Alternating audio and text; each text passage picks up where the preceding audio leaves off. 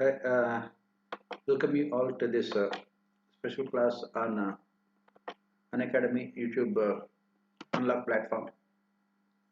Today we will continue with our discussion of the ethics paper. Today we will continue with our discussion of ethics paper, wherein we will be uh, talking about the case studies today. Let us look at what we are talking about. Before discussing this paper, let us go to the courses that are offered on an academic platform. Here, uh, you can see it on the screen here. You can see it on the screen here that an academy has introductory offer, wherein for those who are preparing for 2023, you can see that uh, they can get a 10% additional discount. The original price is 78,999.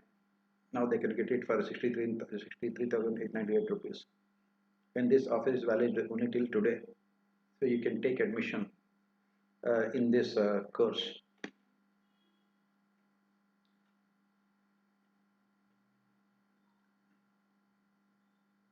So very good, Abhishek, right? Then you will be getting additional benefits like books. Then batches are starting from 19th January, and you will also get the test series. Then continuing with that, you have the top rankers of from an academy platform, wherein you can see that year 2, 9, 10, 11, sorry, 13, 14, 16, and 20. These are all the top rankers. Then you have the new batches that are starting from 19th January, that is for today. And you have these classes like Mission 2022, Mission Election 2022, Expedition 2022, Mission 2023, Election 2023, and then Expedition 2023. And options are courses are launching on in the month of January. Political science, economics, public history, sociology, geography, and philosophy and sociology. What you can have with iconic subscription is live mentoring. Then we also have a study planner and means question and answer practice. Then open house with educators. We can also get loans at 0% interest. There is no processing fee. Flexible tenure and minimal paperwork. At this combat, it was over on 16th.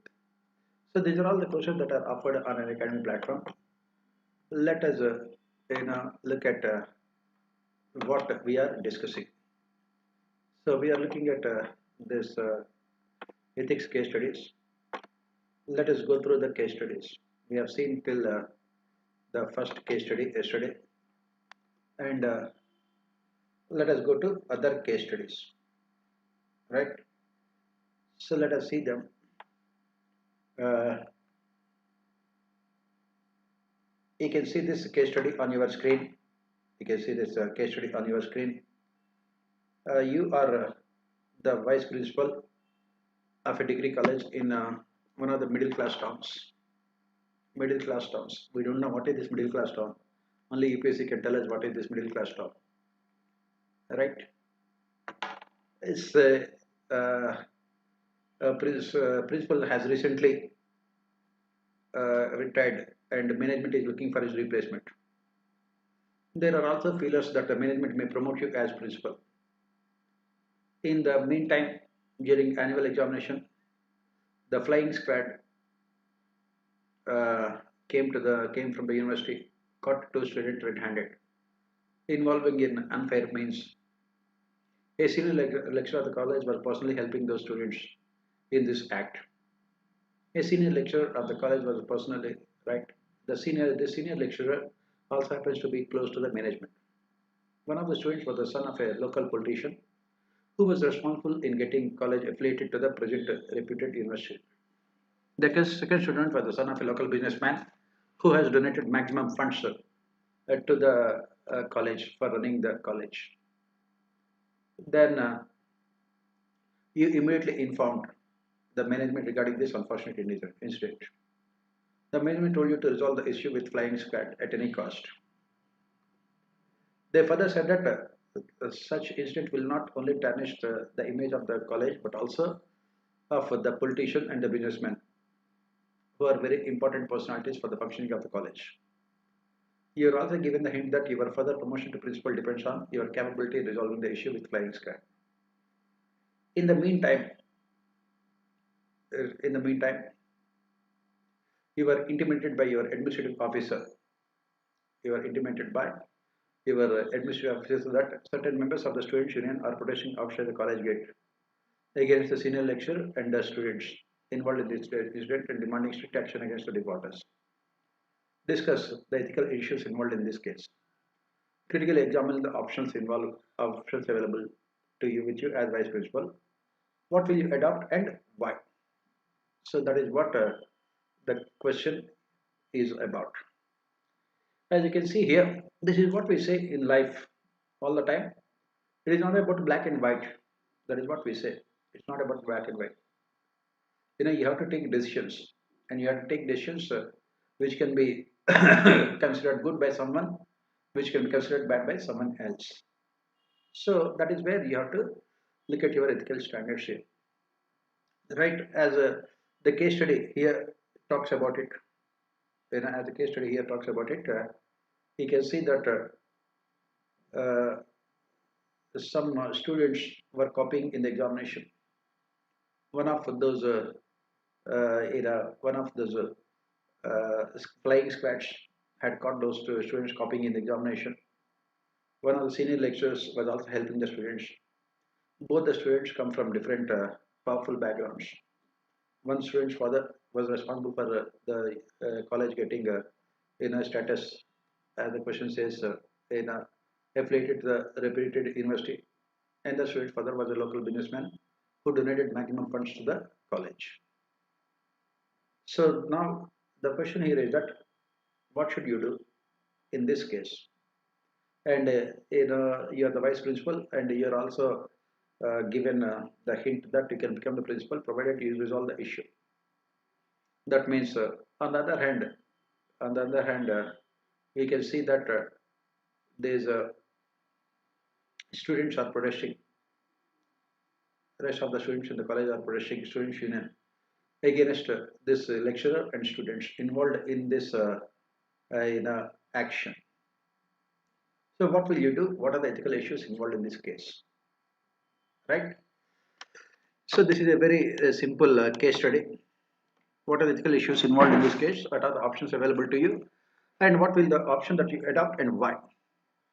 What are the ethical issues involved in the case? As we keep on saying, in all these kind of cases, we only talk about one thing, that is means versus ends.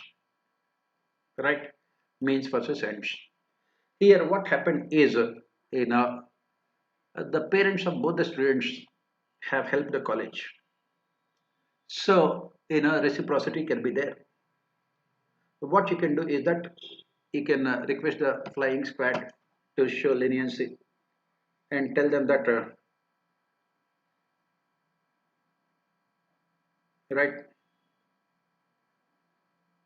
as you can see that here, uh, in this case, uh,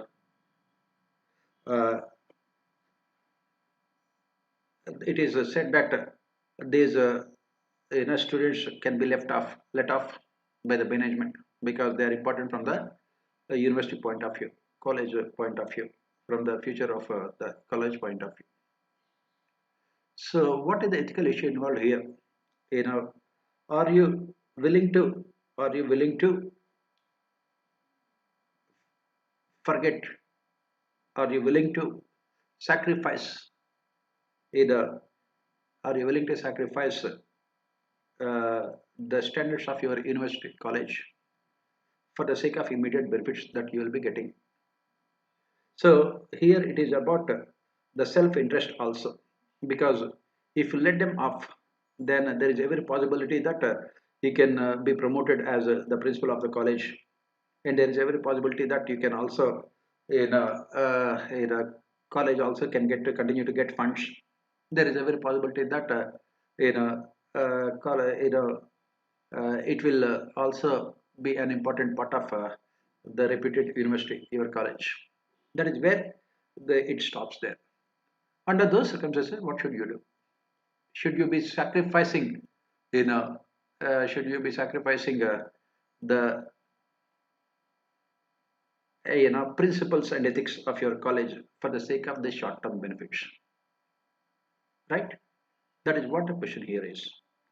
Now, what are the options available with you as vice principal, and what option will you adopt and why? What are the options available to you as vice principal here? So what are the options available to you here? Only two options here. One is make sure that these cases against the students are diluted and they are let off. They are diluted and they are let off by they are let off by the they are let off by the college. These flying squad members. Try to bribe them, try to tell them that they are very important for college, and you can tell them that they can be let off. The other one is to continue with action against the students. That is what the options available. Two options, right? Two options. Now, what are the merits and demerits of these options? That is what we have to look at. What are the merits and what are the demerits of these options? Very simple. If you ignore this copying by the students, you know, if you ignore this copying by the students, the merit, as I have mentioned, is college will continue to get more funds. The merit is you will become the principal.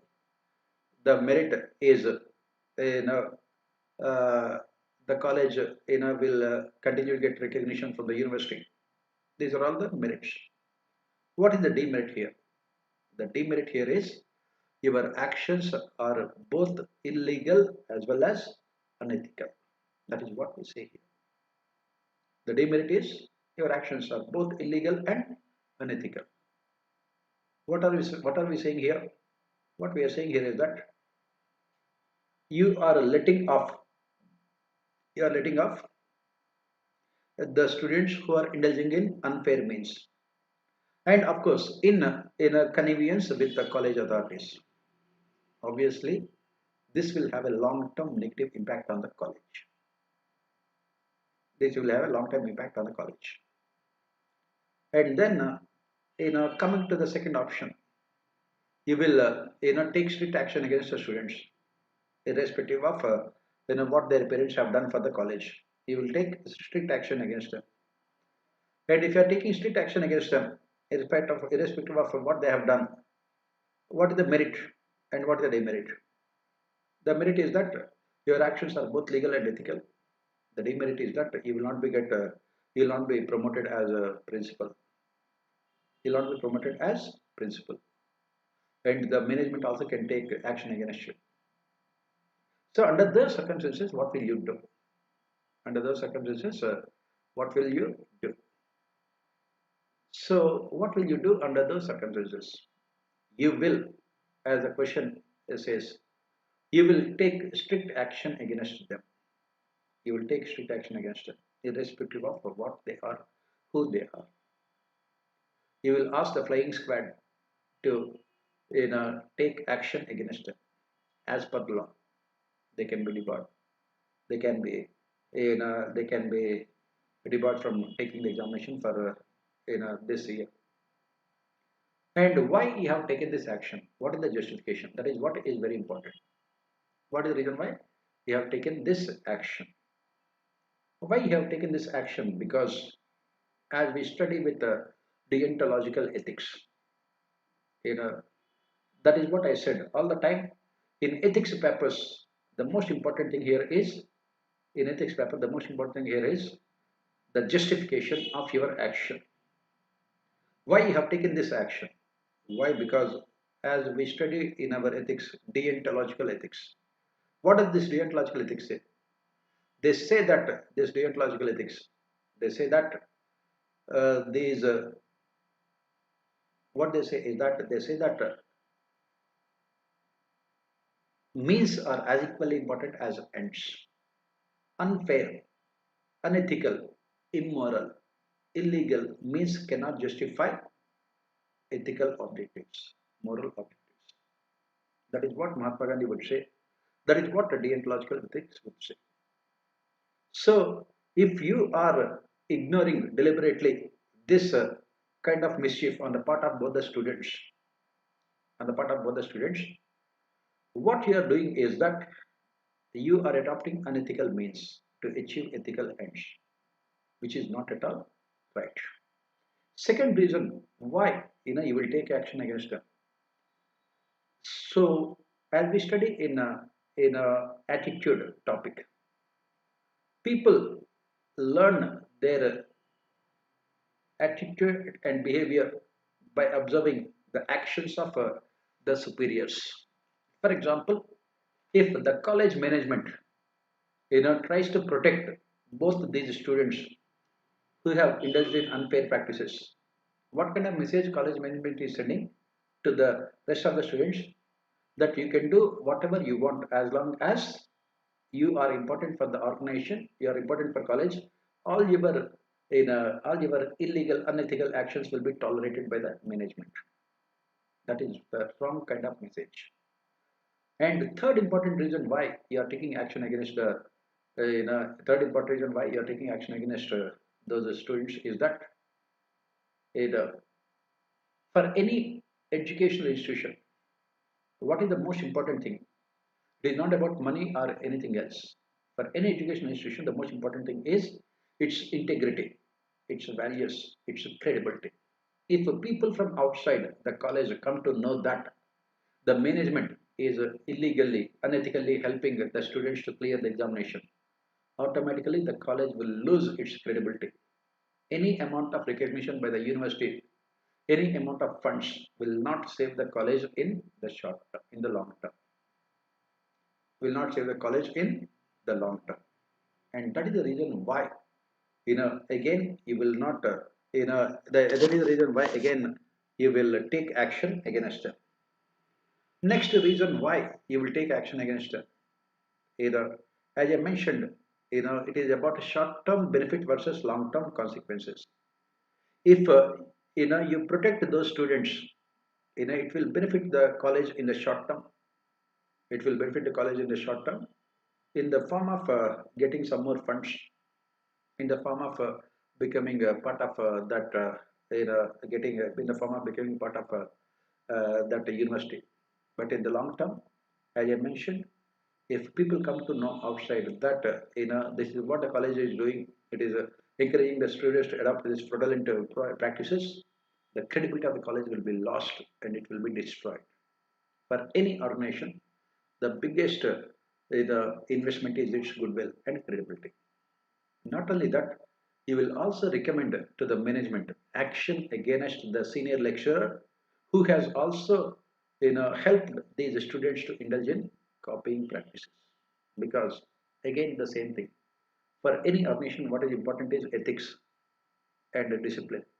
You cannot expect your people in the organization to indulge in these unethical and unfair practices. They must be severely punished. Next reason why you are taking action against them, because again this is what we study as part of integrity. What do we say as part of integrity? We say that if there is conflict between self-interest and societal welfare or organizational welfare, what do we say as part of integrity? We should always sacrifice self-interest for the organizational welfare.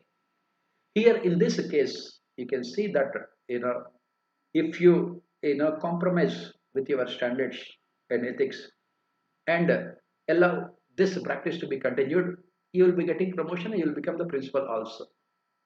But that is not either honesty or integrity.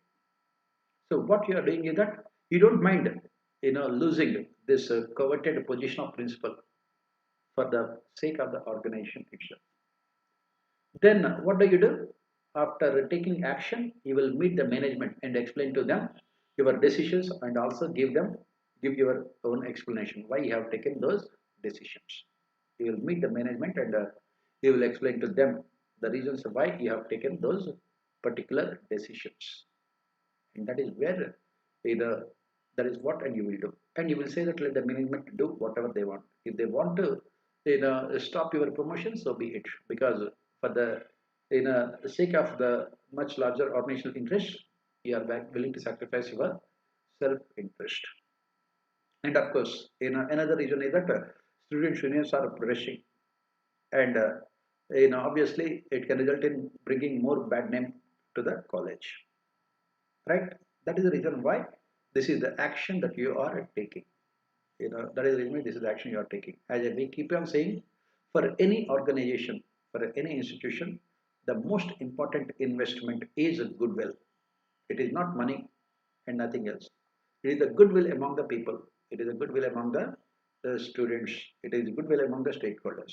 And you are trying to protect the goodwill of the students, right? So this is what we say for this question, right? If you have any doubts, you can ask. Otherwise, I can move on to the next case study. If you have any doubts, you can ask. As I said, it is all about why you have taken this decision. It is all about why you have taken this decision. You have to give the reasons from all the dimensions, right? Yeah. If you have any doubts, you can ask.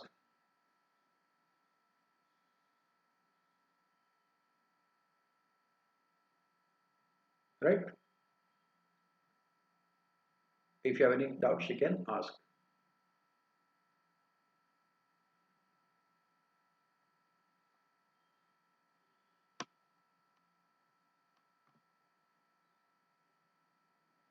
Right?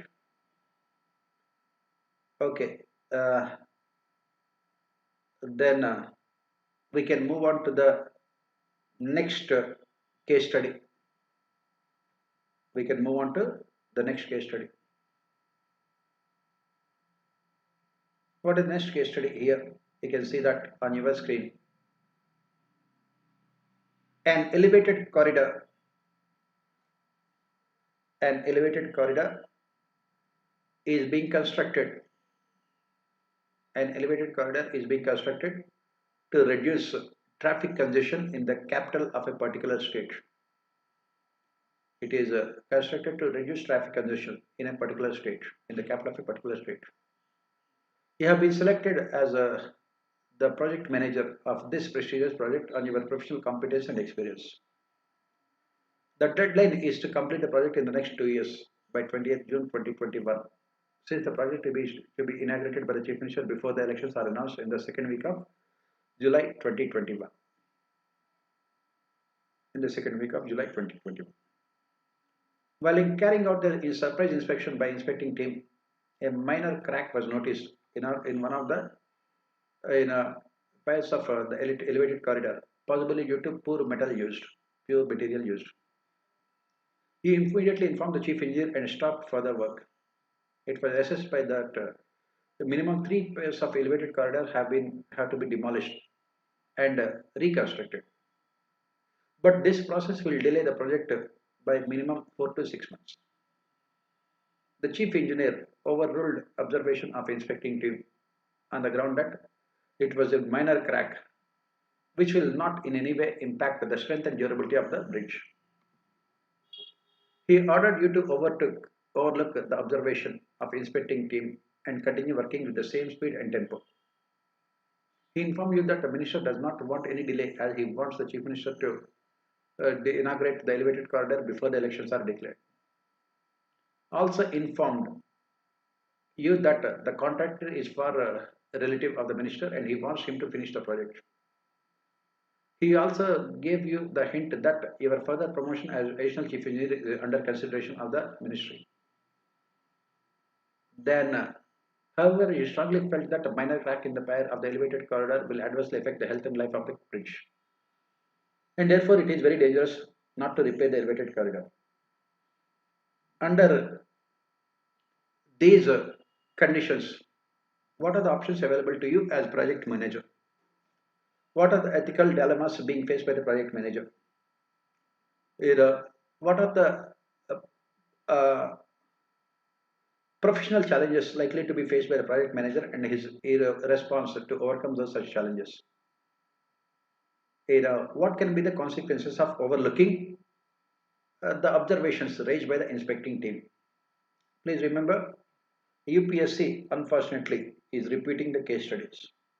The same case study was asked in I think in 2013 or 2014. The same case study. It was about flyover. Now here it is calling it as elevated corridor. Otherwise, it is exactly the same case study, right? That is why I always say that if you have to practice case studies, practice all the previous year's case studies. UPSC keeps on repeating the case studies because they cannot also do much about these things because they have to ask the same thing. In ethical dilemmas, they have to ask the same thing. So basically, what are the case study talk about here? It says that you are the project engineer and an elevated corridor is constructed and it has to be completed before the elections are announced.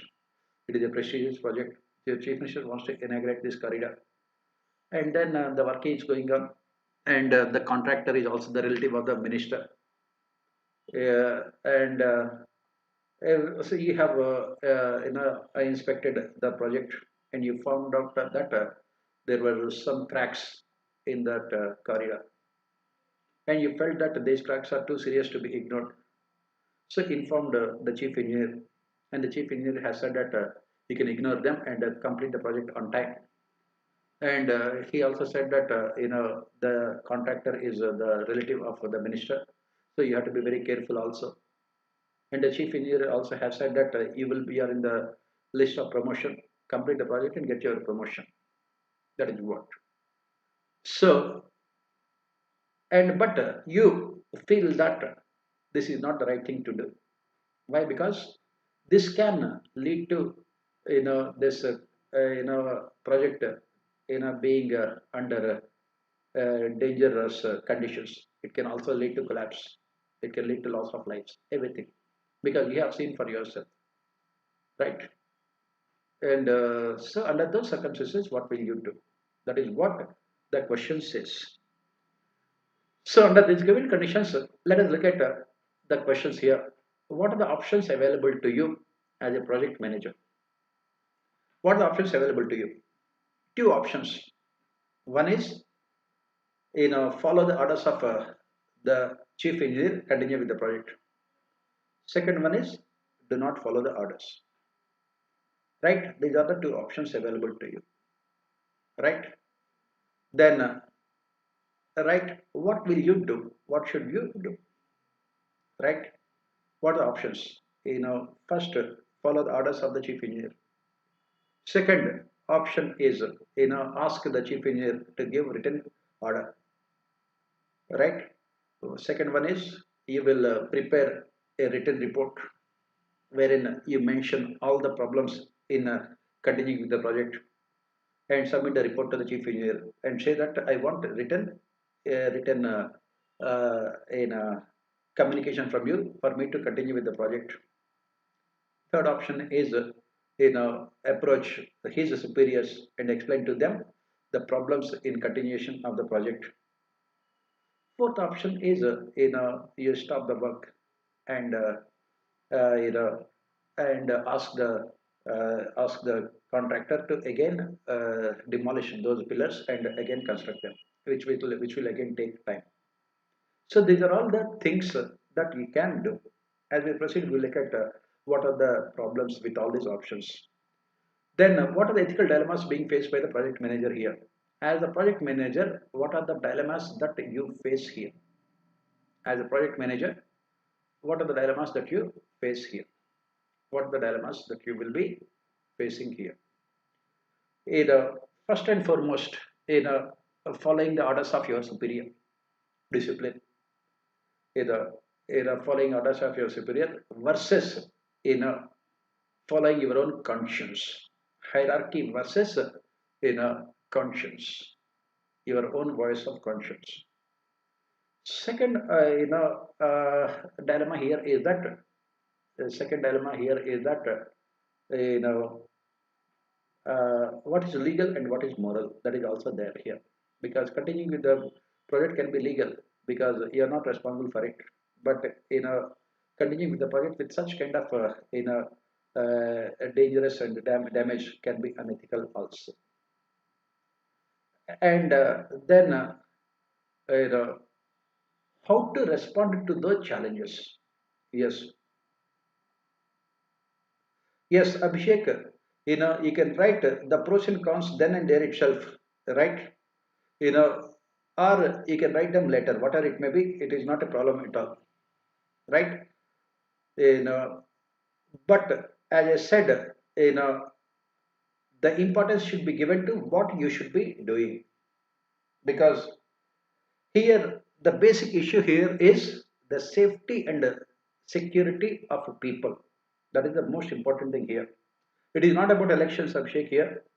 It is not about elections. It is not about completing the project on time.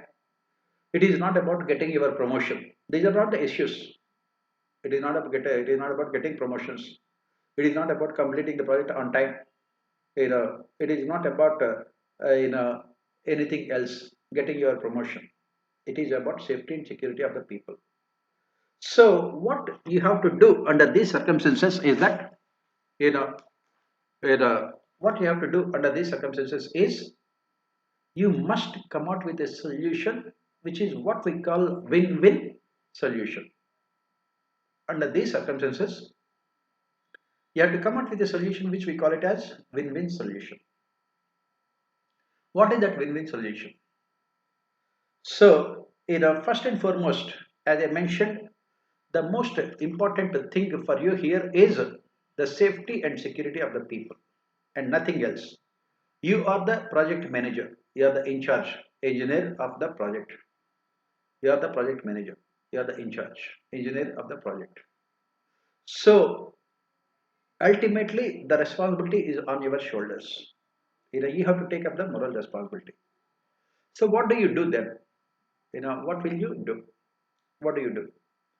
You will immediately stop the project, and then you will call the contractor to your office and tell him that those three pillars where the cracks are seen should be demolished.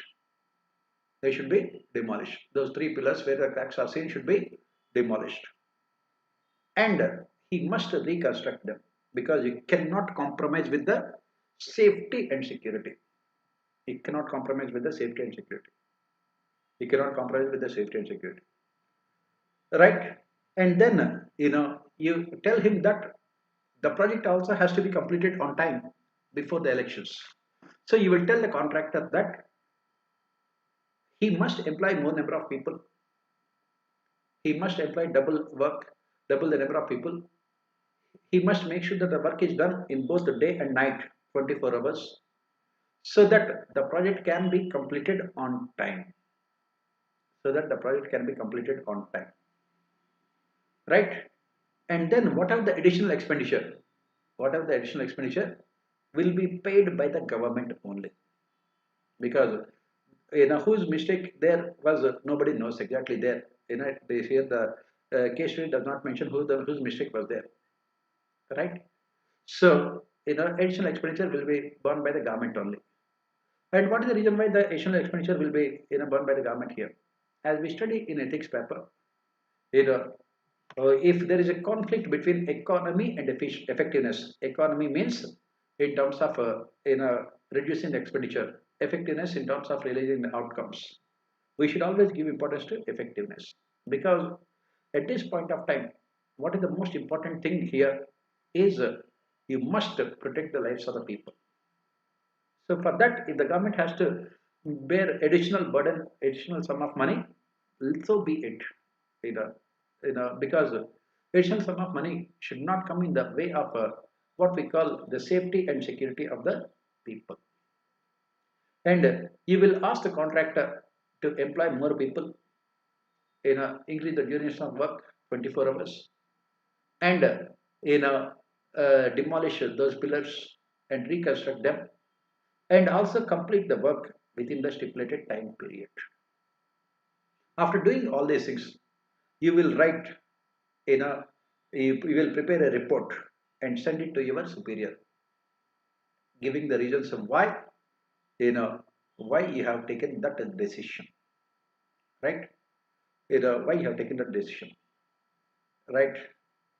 Why you have taken the decision, why you did not follow the orders of your superior, because you felt that being the in charge engineer of the project, you felt that if the project is continued with those cracks, it can result in loss of livelihood, loss of lives, and it can result in huge amount of damage to the people also. That is the reason why you did not you know that is the reason why you did not follow the orders of your superior. And that is the reason why you have taken the decision on your own, because hierarchy demands that those who are in positions must take their decisions. They must accept the accountability, and you say that you are willing to accept the accountability for your decisions, and you will say that you do not mind being punished because you believe that what you have done is right, ethical. And then why you did not look for other options. That is where I am coming up here. Why you have not looked for other options. What is the reason why you have not look at other options? Why? Because any other option, whether approaching whether his superiors, or whether taking a leave from the job, these are all the options available to you. You can take leave, temporary leave. Someone else will come tomorrow. If something happens to the project, that person will be made accountable. Or whether you are approaching his superiors, all those options can help you to evade responsibility. All those options can help you to evade responsibility.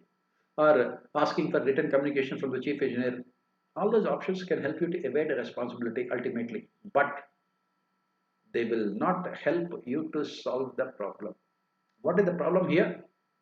The problem here is what we call the problem here is the safety and security of the people.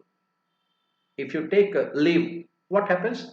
The government will appoint one more person as the project engineer. The government will appoint one more person as project engineer. What is the guarantee that he will take ethical decision regarding the project? On the other hand, if he goes by the advice of the chief engineer, it can result in unwanted loss of destruction of human life, which is not what we want. And if you write a letter to his superior, your chief engineer superior, again there is no guarantee that that person also will take the right decision, right? So, on the other hand, if you write, if you ask for written communication, your superior may not give you written communication. So these are all the options, as we have mentioned, that will not provide solution to the problem, right? That is the reason why you will not opt for any of these choices. You go according to your conscience. You go according to your voice of conscience, your ethics, and do what you think is the best here. Do what you think is the best here. And what is the best here? You know, you know, you will go by the inspection team that it can be dangerous, and then you will order to the chief engineer to demolish those pillars, and then you will ask him to complete the project on time before it is completed. That is what you will be writing. Not required. Abhishek, if the media asks him why the project is not completed, you can say that there is where integrity. You have to protect your own people also, right? So you can say that the project is not completed because of some administrative issues. You can always say that the project is not completed, administrative issues, and you will tell them that you will assure the media that the project will be completed before the chief minister this inauguration date. You will give them the assurance that The project will be completed before the inauguration date that is decided by the government. That is what you will say, right? That is what you will say.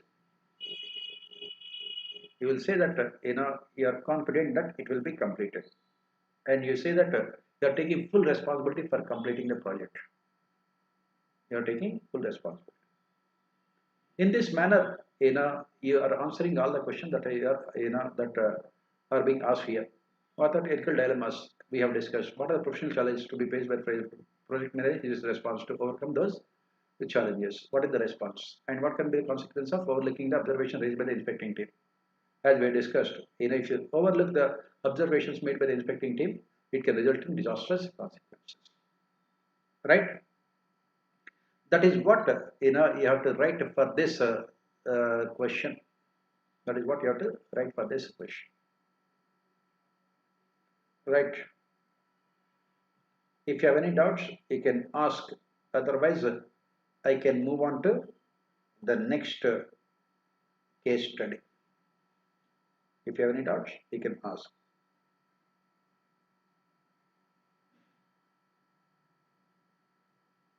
Right?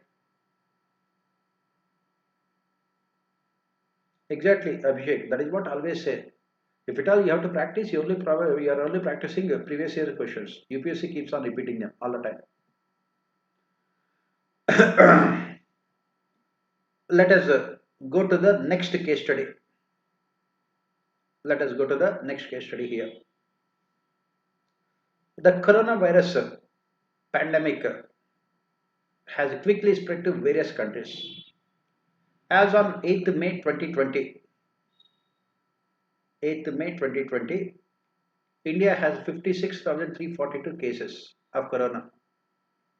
8th May 2020, India has 56,342 cases. I think UPSC was living in BC. Every day now we are having 3 lakh cases that are being reported now, and we had 4 lakh cases also, 5 lakh cases also reported. Anyway, that is fine, right? UPSC always lives in before corona times only. Easy.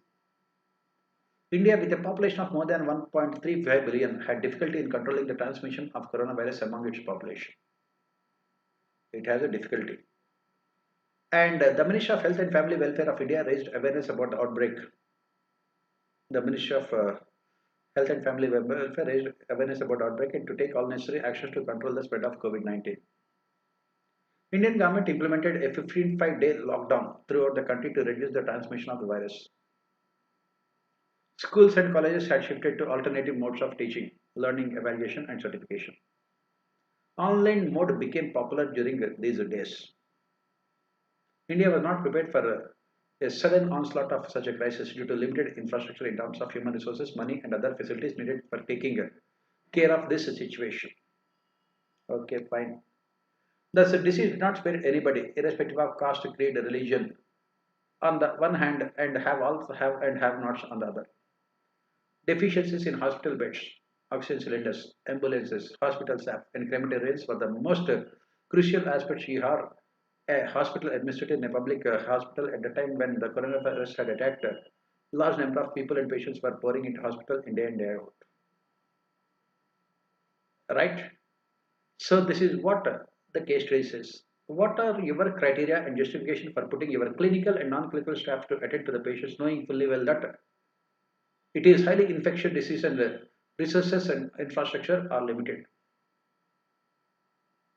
Right? If you are say a private hospital, whether your justification decision would remain the same as that of a public hospital. Right? Again, UPSC, at least they could have asked better questions. Framing of the question is also not really good here.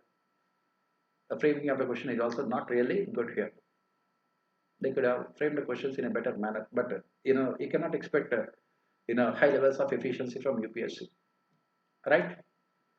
So the question went from one topic to other topic. It has moved around in circles. It has spoken about the disease not spreading anyone, deficiency in hospital beds, oxygen cylinders, ambulances, students going for online education, 55-day lockdown, all those things it has spoken about. And finally says that you are a administrator of a public hospital, right? Finally it says that you are a health administrator. Yeah, the administrator of a public hospital. That is what it says, right? So, how do you justify, for putting your clinical and non-clinical staff to attend to the patients, knowing fully well that it is highly infectious disease and resources and infrastructure are limited? And then, you know, if you're say, is a private hospital, will the justification remain the same or not? That is what the question says, right? That is what the question says. Now, let us try to see these things. How do you justify if you are a public hospital and if you are to be heading a private hospital? How do you justify asking your staff, hospital staff, both the doctors, nurses, and other administrative staff to come and work there? In spite of knowing that it is highly infectious and they can also get infected by this deadly virus. So, what are the justifications? Right? In case of private hospital, what are the justifications? In case of a public hospital, what are the justifications? It says. So let us look at you are the head of a public hospital, in a government hospital. You are the head of a government hospital. How do you justify this? Asking your doctors, your nurses, other administrative staff, and hospital boys, everyone else, other administrative staff to come and work there, knowing fully well that they can also be easily infected. Why? Now, how do you justify? This is where we talk about all civil services values, right? You will try to justify them, and those who have attended, our morning public administration discussion, the same question was asked in public administration. As I said, as I keep on saying all the time, you need a very good knowledge of public administration to answer these kind of questions. You always require very good knowledge of public administration. So, first and foremost, you will tell your hospital staff that all of them are in public service. This public service motivation, working for the people, is the biggest motivation, because that is what we say, you know, in Sanskrit. That is what we say, Vaidyo Narayana Hari. Vaidyo Narayana Hari. That is what we say in Sanskrit. What are we saying here? That means, we equate God and doctors. God, doctor is equal to God, because God gives us birth and the doctor will save our life. So you will tell your hospital staff that they are performing divine functions. They are performing divine functions. That is what we call saving the lives of the people. Saving the lives of the people.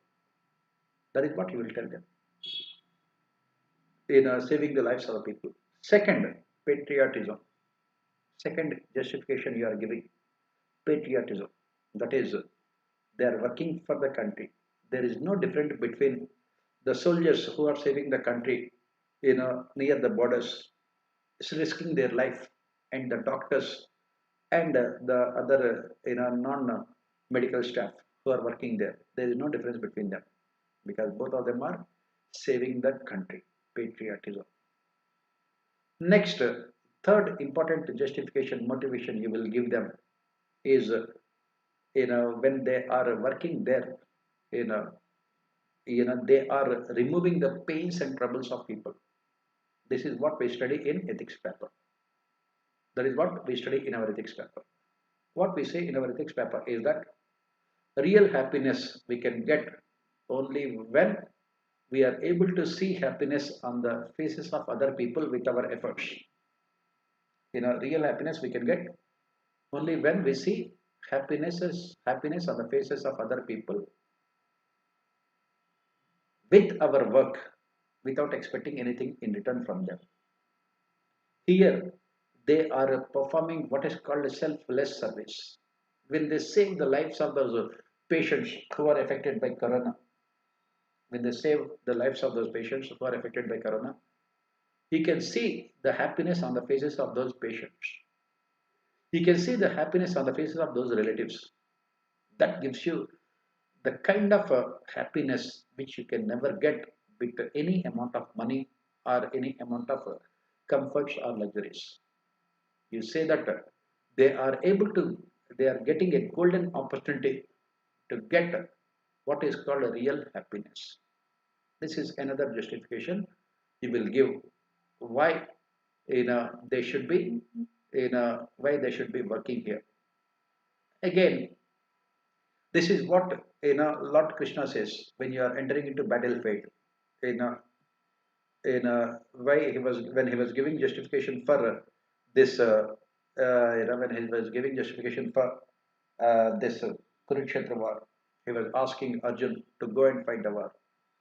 He says, if you fight the war and emerge victorious, you will have the territory to rule. On the other hand, if you die in the war, you will go to heaven that is reserved for martyrs. You will go to heaven that is reserved for martyrs. In the same manner, you will tell your doctors. In the same manner, you will tell your doctors that either they will emerge victorious, save the lives of the people, become divine in the process. Otherwise, you know, they can become martyrs and they can go to heaven. It is as simple as that. And that is what you will tell the doctors and the other administrative staff. Next thing is, you tell them that you are the one who would be leading them from front. You are not going to back down. You will tell them that you will be there all the time, 24 hours with them only. You are not going to back out. You will be there with them only, all the time. You are not going to back out. You are willing to take all the blows on yourself. You will be the first person. So that as the leader of the organization, as the leader of the organization, you are leading from front. You are leading from front. That is what you will tell them. You are leading from front, and you are always there to back them with for any kind of hardship. You are there to help them, and they must think about the welfare of people. They must think about the health of people. They must think about doing service for the country. They must think about bringing happiness on the faces of the people, and they must take this as a golden opportunity to work for the people and the society. So this is what the justification you will give, right? This is the justification. You will say that our resources and our infrastructure are very limited, but no problem. This resource constraint and the infrastructure bottlenecks will not come in your way. As we tell with the soldiers in the battle, you must fight till the last person who is there. In the same manner, that is what you will also be doing. That is what you will also be doing. Right? And that is what you will say. Now, this is the justification if you are working in a public hospital. If you are working in a private hospital, will the justification be the same? Most of them will be the same. But in private hospital, you will have more also in terms of justification in private hospitals. What do you say? You will tell the doctors and the staff there what we study in again public administration in a monetary incentives, piece rate system. You will tell them that they will be paid double the salaries. You will tell them that they will be given all sufficient compensation. You will be telling them that they will be monetarily benefiting out of this extra work that they are performing. You will be telling them that you know, all other needs also will be taken care of. When the organization gets any kind of profits in this whole matter, they will be given, the organization is willing to share some of the profits. The organization is willing to share some of the profits with the workers there. That is what you will be telling them. So you will tell the doctors that they will be given promotion if they work. That is what we call incentives. You will tell the doctors that they will be paid more, double the salary for working there. And you will tell the other non-medical staff also, during this period when they are working, they will be paid double the wages also. So that they will have other motivation in terms of monetary incentives. In the public hospitals, this kind of incentives are not there. That is the reason why, if you look at what our Prime Minister has done during this Corona crisis, what he has done is he has asked these people to show flowers and petals on these doctors to show their respect, admiration, and also their love for the selfless work done by these doctors. That is what you will be writing for this case study, right? That is what you will be writing for this case study. You are talking about selflessness, you are talking about empathy, you are talking about service orientation, you are talking about commitment to public service, you are talking about real happiness, and you are talking about a much larger public good. You are talking about integrity. So these are all the things that you are talking about as a part of the justification you are giving, right? So this is what you have to write for this question. If you have any doubt, you can ask.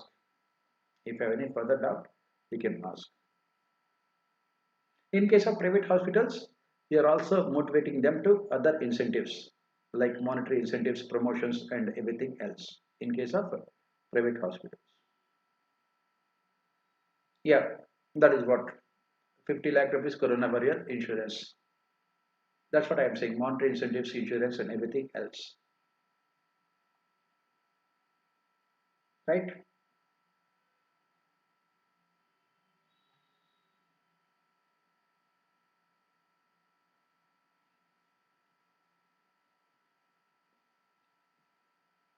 So if you have any doubt, you can ask. Otherwise, we can proceed to the next case study.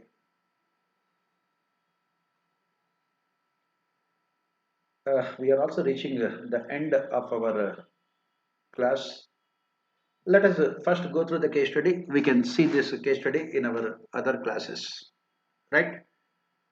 A reputed food product company based in India developed a food product for international market and started exporting the same after getting necessary approvals.